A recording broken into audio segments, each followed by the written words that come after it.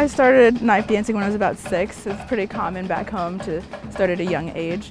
My aunt actually got me started. My mom signed me up for her dance group, and I've been a part of it since I can remember, actually. My dad started me, and then my uncle did it with my dad. A couple of my uncles did, and so I've been able to seek them for some guidance and some advice on how to make my dance better. And so it's kind of been a group effort to teach me this dance. And Keila came along, and he wanted to learn, and I showed him the basics. But the difference was Keila just kept pressing. You know, I'd show him something, he'd go, okay, show me something else, and then he'd practice that, and he'd say, show me something else, and practice that, and he'd show me something else. And so he had a hunger and a real desire to learn how to do the fire dance and to do it well. Uncle Danny and Auntie Lua, they're head of the Asian Pacific Cultural Center back home.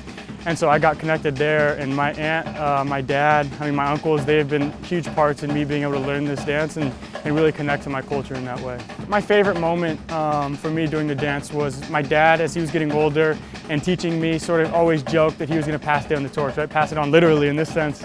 But I remember the dance that he said was going to be his last one. We got to go out there, we prepped a routine together, and it was sort of him passing the torch. And while it was sure the dance aspect that he was passing on, he was also passing on a legacy and a cultural aspect of our family that he's now entrusting to me to carry on. The fire dance was a big part of my life. It was part of my heritage that I brought from my father and older brother, and so for me to get to teach my son, that was a big deal. And then the first time we got to actually do it together, that was really, because I never got to do it with my father. That wasn't, he was long done doing the fire dance when I came along as a fire dancer. So it was definitely something I didn't experience with my dad, but it was fun to get to do that with him. The knife dance for both the male and female just represents strength, and it represents our warrior passion. And so doing the fire knife dance or doing the knife dance for females, it's a really sacred thing to perform. It's really important to us and our culture. I've been doing it for about 10 years now, and every time I have more fun with it. I'll try new moves randomly,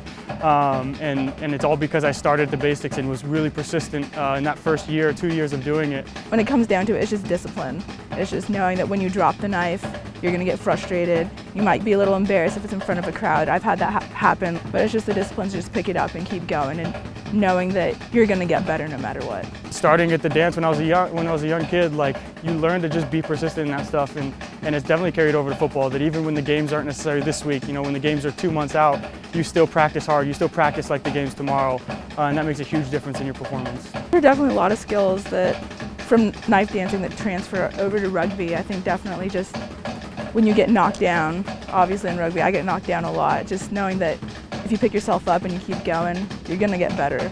And it's going to get hard sometimes, and sometimes you do lose discipline, you do lose your focus, but as long as you remember why you're here and why you're doing what you're doing, everything will be fine.